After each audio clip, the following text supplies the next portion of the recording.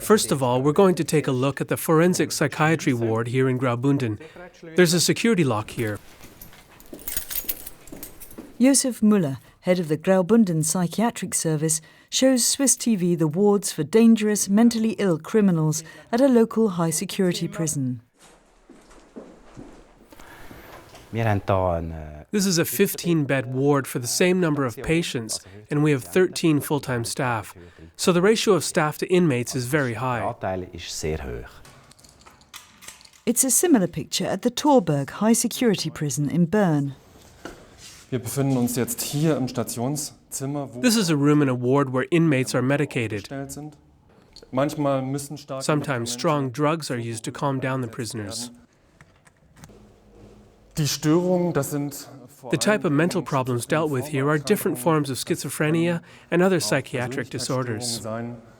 In 2011, 71 serious offenders were committed for psychiatric treatment behind bars. In practice, it means they can be locked away for longer periods than if they were to serve a regular prison sentence.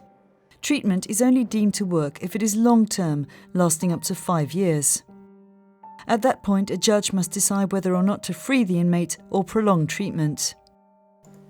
Once committed, the justice authorities are reluctant to let dangerous criminals go.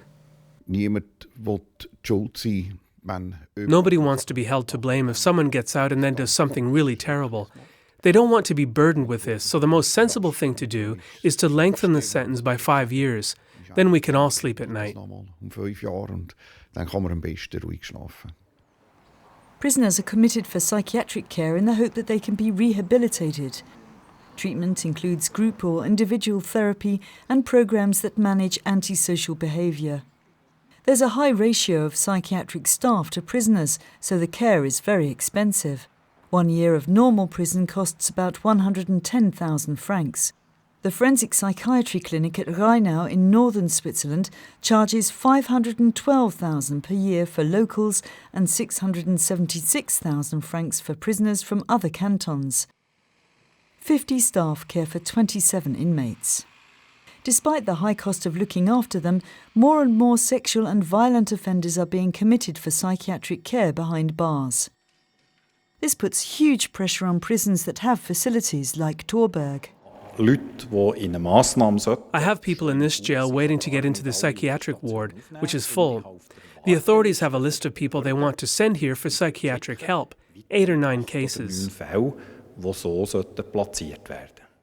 Prisoners are only incarcerated for life with no expectation of parole if psychiatrists believe there is no chance of rehabilitation. I personally find it hard to believe that any prisoners are untreatable. But maybe there are some people who are beyond help, and you just have to protect the public from them.